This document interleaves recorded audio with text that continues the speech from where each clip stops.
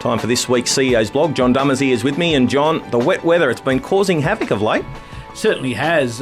We've lost a few meetings, and of course every time we lose a meeting that impacts on our wagering revenue. But I must compliment the clubs for their undying effort to get these race meetings up and going, but also the stewards in their efforts in travelling to the meetings earlier to check the tracks out and make sure they're safe for racing. Over the weekend, Parkes on Sunday under the extreme weather, and also Canberra on Sunday under the extreme weather, both raced, and I must congratulate and compliment all involved with doing that. From our side, we had Toddy Sharwood in Canberra and Daniel Westwood out in the west, and of course we have Jenny Weston from the Canberra Club, and my brother Tony and his team, Brett Hutchins in particular, that prepared that track. So the money keeps flowing in whilst we keep racing.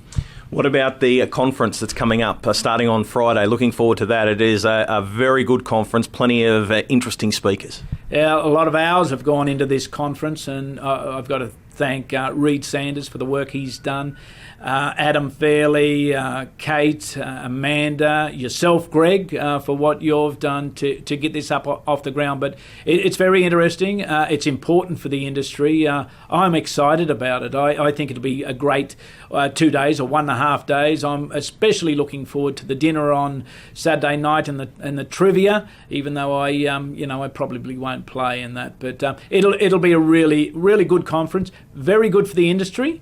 We must do this. We must do it at least not annually, biannually, so that we're all together and we can swap ideas, create ideas, and go forward. And that leads us into a Sunday, which is great because it's Alabar Breeders' Challenge final day. Fingers crossed the weather's nice like it was last year.